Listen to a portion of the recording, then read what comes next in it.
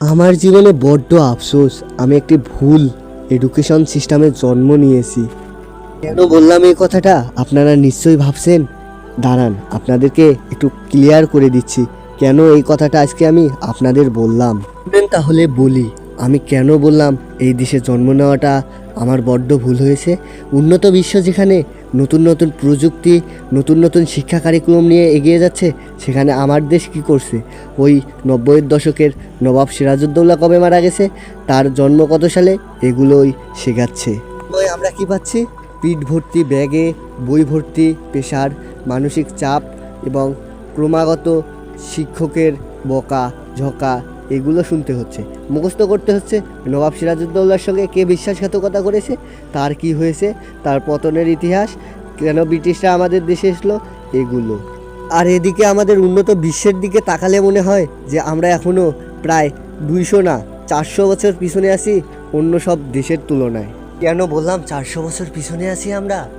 শুনুন তাহলে, উন্নত বিশ্ব যখন এআই প্রযুক্তির মতো প্রযুক্তি নিয়ে কাজ করছে এবং উন্নত রাডার, ক্ষেপণাস্ত্র এসব তৈরিতে যখন স্টুডেন্টকে শেখানো হচ্ছে কিভাবে এগুলো তৈরি করতে হয়, কিভাবে কম্পিউটার আবিষ্কার করতে হয়, সেখানে আমাদের দেশে কিভাবে কম্পিউটার কাজ করে এটাই এখনও শেখানো হচ্ছে না।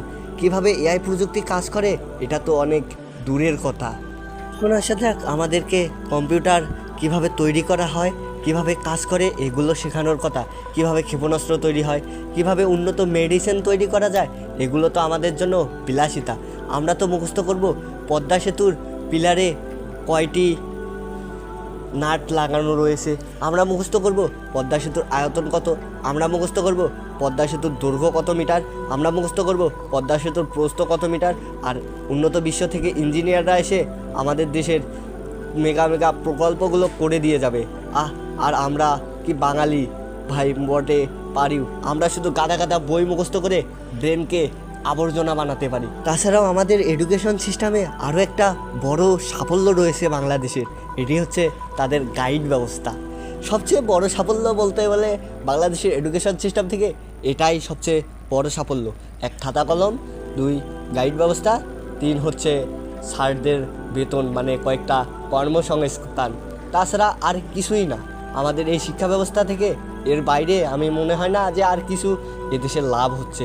এদেশে তো আইনস্টাইন তৈরি হবে না, তবে এদেশে কিছু গাইড ব্যবসায়ী তৈরি হতেই পারে।